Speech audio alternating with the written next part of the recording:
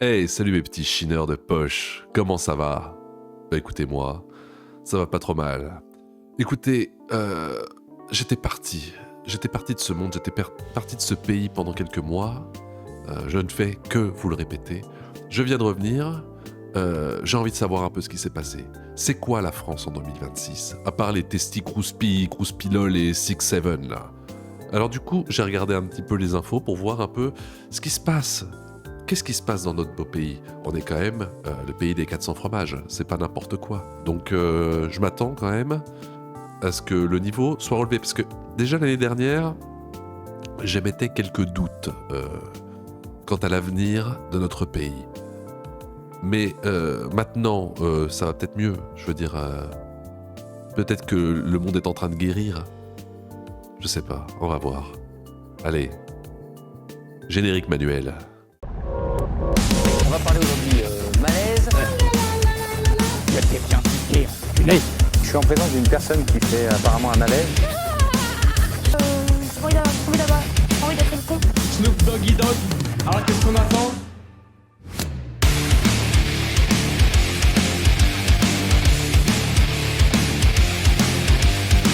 Alors, première news de 2026, le mansplashing. Qu'est-ce que c'est que le mansplashing? Alors j'espère que c'est quelque chose qui va nous permettre d'aller mieux, parce qu'on n'en peut plus là. Le manspreading, voici le mansplashing. Théorisé par la sociologue Cornelia Hummel, il évoque... Cornelia Hummel. Qui c'est ça? La sociologue Cornelia Hummel. À tous les coups, c'est personne cette gogole. Alors, Cornelia Hummel, sociologie, UNIGE. Professeur associé au département de sociologie et membre de l'Institut de recherche sociologue de l'Université de Genève. Plus le titre est long, en général, plus il n'y a rien à dire. Bon, en tout cas, ça a l'air d'être une personne réputée quand même. Maître d'enseignement. Hein? Je te parle pas du kebabier, là. Évoque les hommes nageant en frappant fort l'eau avec leurs mains au milieu des couloirs, en dérangeant tout le monde sans y prêter la moindre attention. Évoqué pour la première c'est terrible. Première fois dans son étude, la piscine municipale. Ah, la fameuse étude, la piscine municipale. Ouvrage en 8 volumes, traduit en toutes les langues. Ethnographie sensible d'un commun sorti en 2023. Le concept a fait un retour sur les réseaux après un billet du média. Après le manspreader, voici le c'est quoi? Non, le manspreading, vous savez même pas. Voici le mansplashing, ou l'enfer de nager avec des hommes. Mais non, mais c'est pas vrai en plus. L'enfer, c'est nager avec des vieilles dames qui font de la brasse et qui prennent tout le couloir et qui vont à 2 à l'heure. Hein, j'ai pas honte de le dire. Elle, publié le 5 juin dernier. Il n'en fallait pas plus pour que de nombreux masculinistes s'emparent et s'agacent du sujet. Non, moi je condamne fermement les masculinistes qui s'emparent du sujet. Je vous déteste. Vous êtes vraiment des... Vous êtes des enfoirés, voilà, j'ai pas honte de le dire. Vous nous gâchez la vie. Trouve pourtant de nombreux témoignages de femmes ayant subi du mansplashing lors de leur passage à la piscine. C'est tellement vrai. Moi j'ai subi du woman's brassing à 2 à l'heure. Et c'était bien, c'était super. Ça par contre c'est bien.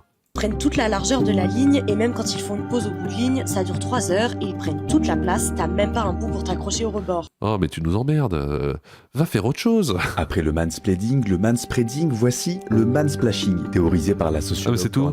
Ah bah écoutez, moi je condamne, faites de la place, arrêtez le mansplashing. Ça va être quoi après? Le manwalking, les mecs qui marchent dans la rue ils nous emmerdent. Le man breathing, les mecs qui respirent, c'est un peu chiant, c'est dérangeant, moi je comprends. Moi je condamne aussi. Alors on a quoi maintenant? Ah, le polyamour. Moi, y a rien qui me plaît plus dans la vie que les gens polis. Voilà, merde, on en a marre des gens mal polis. Un peu de politesse, ça fait pas de mal. Et en plus l'amour, quoi de plus beau dans la vie? Rien. Moi, j'ai pour projet de vivre avec Sébastien et Domitille.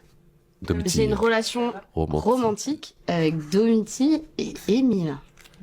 J'ai une relation sexuelle avec Émile. Sexe.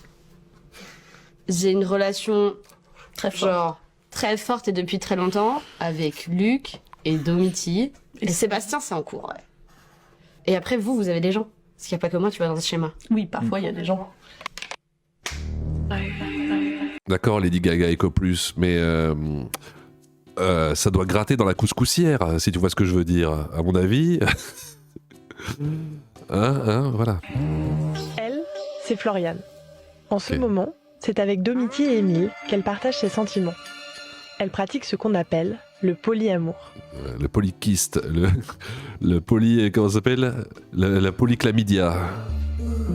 Ils sont importants dans ma vie. Tant mieux. Et du coup, je trouve ça cool qu'ils se rencontrent. Après, ils sont pas obligés d'être meilleurs potes. D'ailleurs, ils sont pas meilleurs potes du tout, hein. Non, mais ils se détestent d'ailleurs. Ils traînent pas ensemble si moi je suis pas au milieu.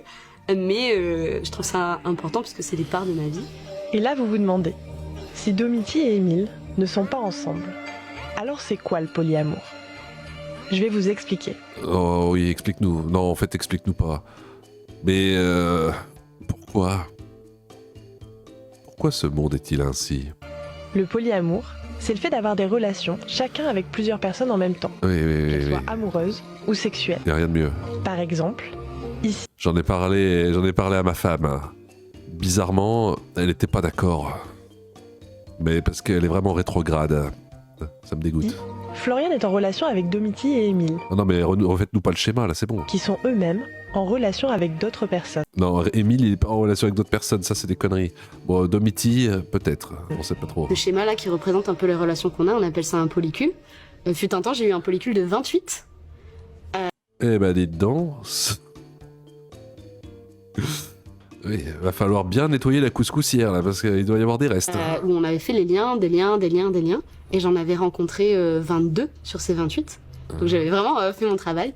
Et ça m'arrivait de faire des brunchs avec les meufs de mes mecs ou les meufs de mes meufs.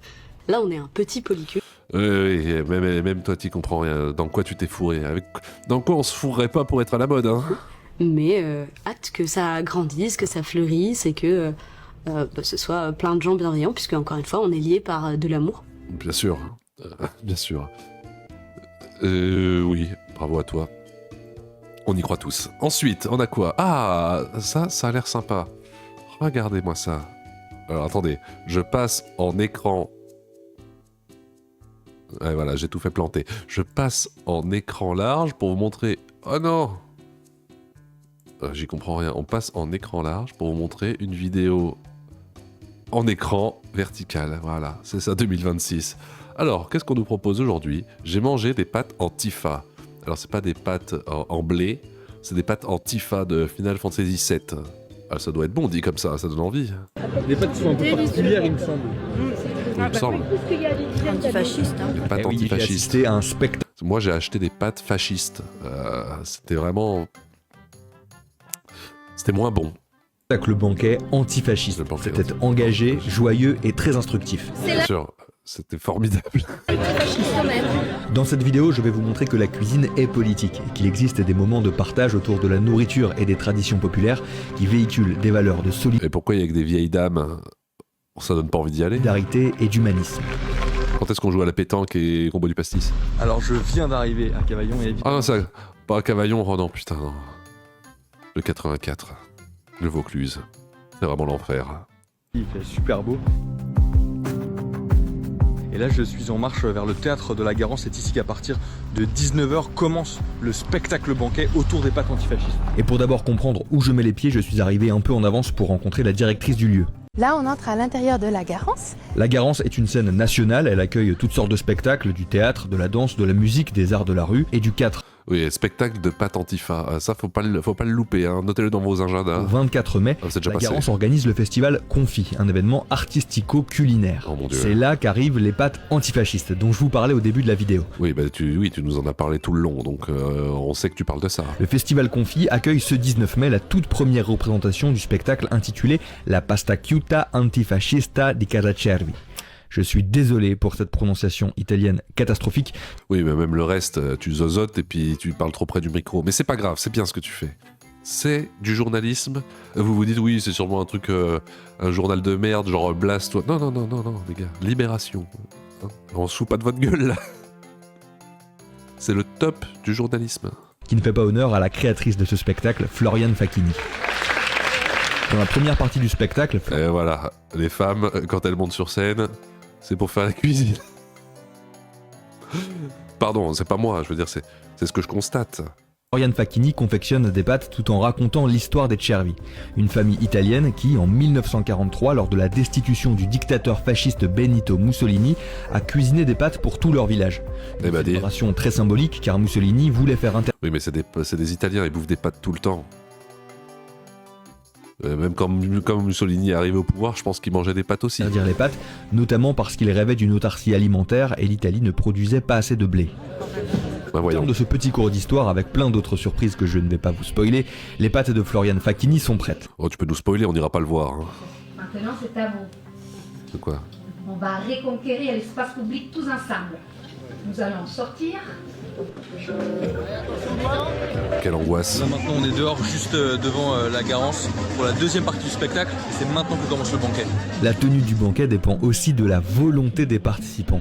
Tout simplement parce que les tables n'ont pas de pieds. Oh, quelle angoisse. Non, mais c'est toujours plus loin dans la merde. Florian Facchini échange avec les participants. Son équipe cuisine les pâtes. Non, mais Florian, t'as pas d'autre chose à faire? T'as pas d'autres combats à mener? C'est ça ton combat? J'apprécie. Au centre de l'assemblée, puis les serre. Les meilleures pâtes du monde. Qu'est-ce qu'elles ont de particulier, ces pâtes? Après, c'est vrai que ça a l'air bon. Après, c'est parce qu'elles sont antifascistes. Si ça avait des pâtes fascistes, ça n'aurait pas eu la même saveur. Antifascistes.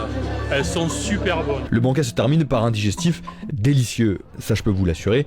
Et puis après, j'ai si tu nous l'assures, on te fait confiance. Discuté un peu avec Florian Facchini. Ce mot, antifascisme, aujourd'hui commence à faire peur aux gens. C'est effrayant. L'histoire de la famille Cervi, de leur passage antifasciste, elle est puissante. Elle nous rappelle les origines de l'antifascisme. Cette geste à nouveau. Oui, enfin l'antifascisme italien, bon. Hein. Les Italiens, hein, c'est un peu les gros fascistes de l'histoire, non? Démocratique puissant qui met à table tout le monde, qui partage. Hein, c'est comme parler des Allemands anti-nazis. Bon, ça... Pourquoi pas, après tout? Ses propres réserves avec tout le village, quelle que soit sa couleur politique. Parce que l'important, c'est de s'asseoir, de discuter, même si on n'est pas d'accord. Florian Facchini utilise la nourriture dans tous ses projets artistiques depuis... Dieu. Non, mais tant mieux, quelque part, au moins, il y a de la connaissance dans ce que... Je veux dire, elle ne parle pas d'un sujet qu'elle ne maîtrise pas. Depuis une quinzaine d'années. Ce soir, à Cavaillon, c'était la grande première de son nouveau spectacle banquet. Les 3 dates ici affichent complet. Ah ouais. Sa compagnie se rendra ensuite à Marseille et à Calais notamment. Comment ça, sa compagnie? Mais elle est toute seule à faire les pâtes, non? Non, elle a besoin d'une équipe technique? Avant d'annoncer d'autres dates. Eh ben, ma foi, pourquoi pas, après tout? Pourquoi pas? Quand tu feras une date, tu m'appelles, et puis on en parle ensemble. Alors, ensuite on a quoi? Qu'est-ce qu'on a de beau là? Qu'est-ce qui se passe d'autre en France? Parce que c'est bien mignon les pâtes, mais bon, y a pas autre chose? 3, 2, 1, quoi? Lundi, tu gagnes le End of the Week, Coupe de France de rap. Mardi, dans ce battle, la bienveillance remplace la violence. Oh non, je vous déteste. Arrêtez avec la bienveillance. C'est vraiment une mode que je déteste au plus profond, du plus profond de mon être. Ramenez la malveillance un peu là. Coupe de France de slam, tes performances ne cessent de nous retourner. Toi, tu n'as jamais peur pendant que moi, je vis l'effroi. Si t'avais croisé Kenji Girac, tu lui aurais appris. L'effroi, E-F-R-O-I-D, comme le froid. C'est écrit comme ça, l'effroi? Je croyais que c'était E-2-F-R-O-I, comme les monstres dans Zelda. Ben oui, on est d'accord. Hein? Oh merde. Regardez. Bon, évidemment, il n'y a rien qui marche. Regardez, effroi. Et regardez ces gros débiles, comment ils nous l'ont écrit. Non, pas ça. Attendez, je suis en train de tout mélanger, on n'en peut plus.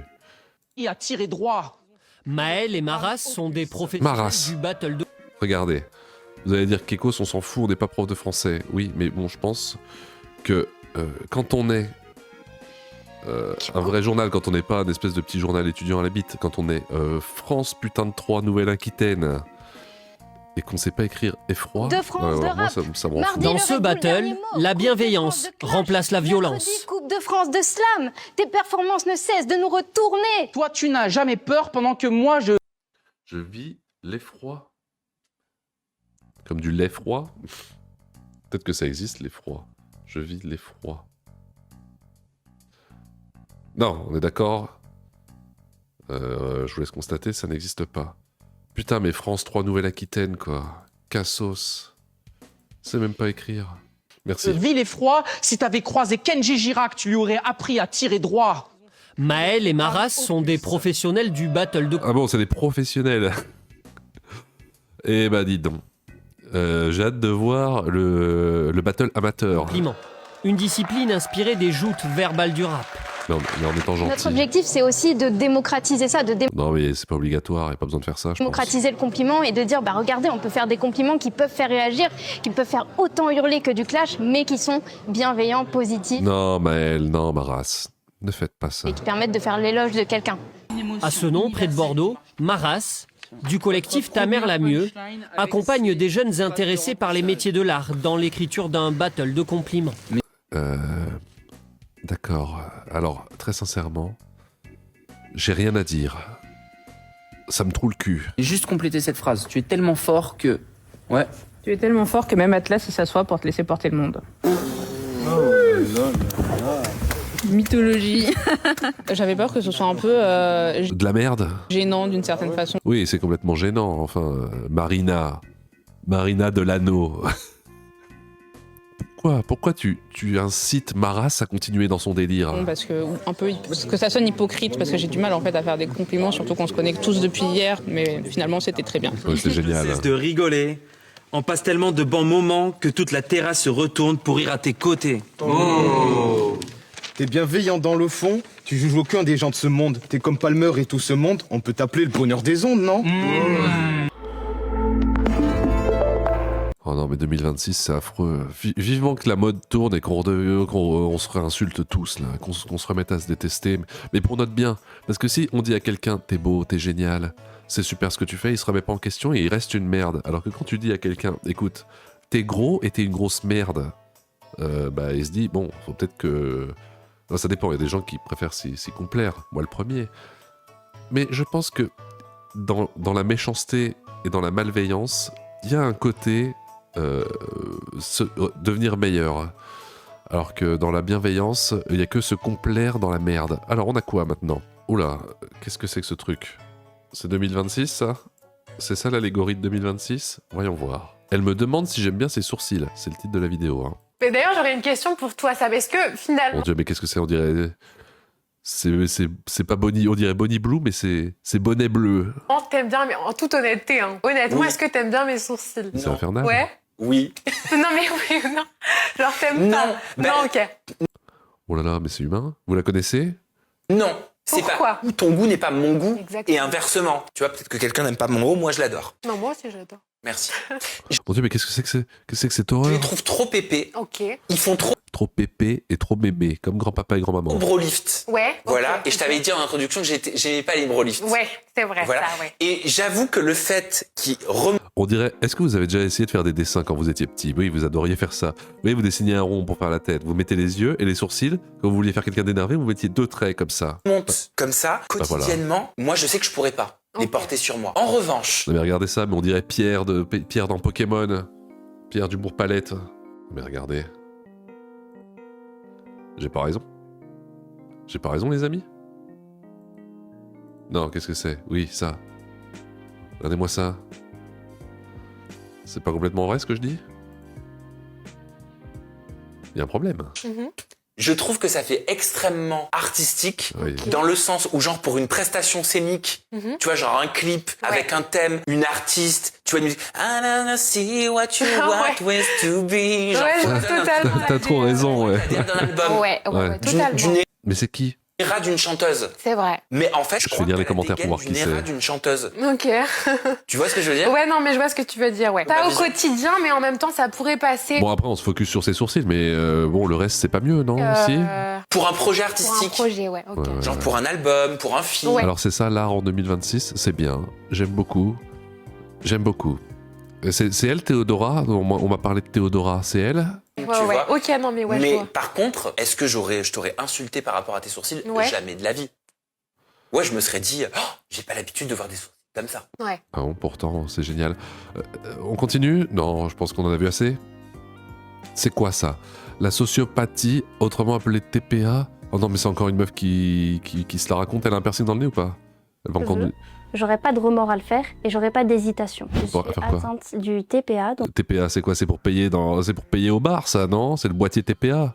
Quand on n'a pas envie de donner du liquide. Du trouble de la personnalité antisociale. Qu'est-ce que c'est cette merde encore La sociopathie. Ça consiste en une absence d'empathie, une difficulté à ressentir et à comprendre surtout ses émotions. Je ressens ni la culpabilité, ni le regret, ni les remords. Et j'ai tendance... Ah ouais, t'en as rien à foutre de rien, quoi. À être très impulsive. J'ai toujours eu des traits antisociaux. Je revois très bien des scènes où ma mère me prend, elle me regarde et elle me dit mais pourquoi tu nous prends pas dans tes bras, pourquoi tu nous dis pas je t'aime, pourquoi ça te dégoûte, pourquoi tu te crispes. Quand j'ai eu 19 ans, j'ai été consultée pour toute autre chose, la psychiatre. Ouais, d'accord, oui, mais bon, t'es quand même une tarée, quoi. Qui m'a reçue à l'époque m'a dit toi, t'as des traits antipathiques. On a fait des tests et il s'est avéré que... Elle fait un test de quoi? Test du sida? Quand j'ai grandi, j'ai appris à être humaine. J'ai appris les limites parce qu'on... Oh là là, mais on n'en peut plus des gens qui s'inventent une vie, là. Moi aussi, quand j'étais à l'école, je faisais croire à mes copains que j'habitais sur une autre planète et que j'avais une maladie. Mais bon, voilà, j'avais 8 ans. Je disais, je fais beaucoup de masking, c'est quand on va apprendre des codes sociaux pour pouvoir se faire passer pour quelqu'un de normal. Pour moi, toutes mes relations, elles sont fonctionnelles. Toutes les personnes qui sont autour de moi sont juste des pions dans ma vie. Oui, bah, comme toutes les bonnes femmes. Alors du coup, on a quoi là maintenant? Il ouvre le premier bar 100% sans alcool de Lyon. Ah non, on peut retourner sur la vidéo d'avant finalement. Oh non, c'est pire que tout là. Lyon, c'est vraiment une ville de cassos. Vous allez me dire, mais Keikos, qu'est-ce qui n'est pas une ville de cassos pour toi? Tu dis Avignon c'est une ville de cassos, Lyon c'est une ville de cassos. Écoutez, toutes les villes sont des villes de cassos, à l'exception très précise de Saint-Clément-sur-Guy en Saône-et-Loire. Ne pas boire d'alcool, ça peut être très cool. Bon, déjà, première phrase, première erreur. Moi quand je vais en soirée, même quand j'ai pas soif, je me force à boire de l'alcool pour pas avoir l'air d'un trou de balle comme Henri Guittard. Donc je m'appelle Rudy Guittard. Rudy Guittard. Fondateur du premier bar 100% sans alcool à Lyon, qui s'appelle Deuxième Verre. Ce qui me bottait vraiment, c'était de créer des cocktails sans alcool. Du coup, ouvrir un lieu dédié, ça me paraissait être une étape supplémentaire. J'espère que tu vas vite fermer ton magasin. Tu vas vite fermer boutique. De toute façon, je le sens, j'ai le nez creux. C'est vraiment quelque chose qui manquait, en tout cas à Lyon. Ici, on va retrouver des cocktails, des bières pression. Mais c'est des bières sans alcool? Des bières bouteilles, du vin désalcoolisé, des pétillants. L'objectif pour moi, c'est presque qu'on arrive à oublier au bout d'un moment qu'il n'y ait pas d'alcool. Oh mon Dieu, mais qu'est-ce qu'on doit s'emmerder dans ce bar? Et on écoute quoi comme musique? J'espère qu'on écoute du reggaeton. Simplement qu'on se retrouve entre amis. Ou du Vianney. Ou qu'on vienne... Alors, vous êtes tous... Oh bah voilà. J'ai compris. Vous êtes tous les bienvenus.e.z.s.ent au deuxième verre. Sauf si vous êtes raciste, LGBTQIA-phobe, grossophobe, masculiniste. Merci, bisous.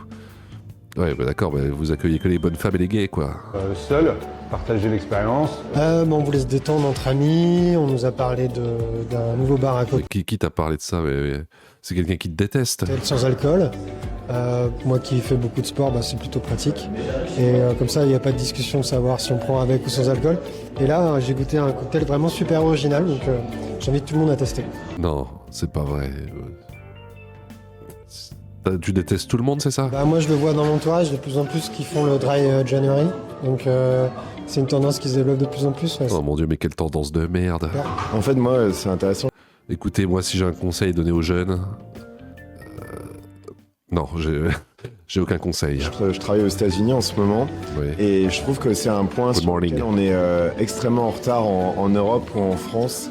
Par rapport à... Oui, parce qu'aux États-Unis, ils sont tout le temps en avance sur les idées de merde, ça c'est vrai. La consommation sans alcool, et en France, je pense que c'est encore très tabou de consommer spécialement des vins, bières et autres sans alcool, donc moi ça me fait plaisir. C'est vrai, t'es content? Bah putain, tu me dégoûtes. Ce genre de... Oh, j'ai la haine, ça y est, j'étais heureux au début de vidéo, maintenant j'ai la haine.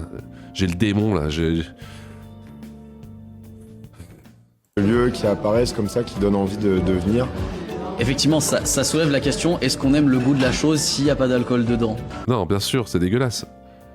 La vodka, c'est dégueulasse, le rhum, c'est dégueulasse. La bière, tout est dégueulasse, mais on s'en fout. C'est pas ça qui est important. Vous avez perdu les vraies valeurs d'antan. Que dirait grand-papa en te voyant? Que dirait grand-maman? Je pense qu'il serait dégoûté de te voir comme ça. Donc le fait que des endroits essayent un peu d'apporter cette vision différente pour qu'on se pose des questions... Aussi par rapport à notre consommation globale d'alcool en tant que société. Oh là là, mais arrêtez. Qu'est-ce que c'est que ces discours rétrogrades? Je trouve que c'est forcément bien quoi, puis c'est une bonne chose. Le Progrès. Ah mais d'accord, Hugo Tavano, Le Progrès. Donc c'est un mec du Progrès. En fait, le journaliste donne son avis maintenant. Et puis il interviewe les gens et il s'interviewe lui-même. Tout va bien. Bon, en tout cas, on a hâte que ça ferme. Est-ce qu'on a fini là? Ah, il m'en reste un. Non mais on n'a pas envie de voir ça. C'est bon. Je pense que ça suffit. Qu'est-ce que vous en avez pensé, mes petits chineurs, de cette petite compilation de 2026? Voilà les news du monde, les news de la France en 2026. Ça fait plaisir de voir que ce pays est en voie de disparition. N'oubliez pas de vous abonner, sinon cancer du globe oculaire foudroyant dans la nuit. C'était le Chineur de Malaise. Merci et puis au revoir. J'ai vraiment la haine. Car je bosse, je gagne et je consomme, je bosse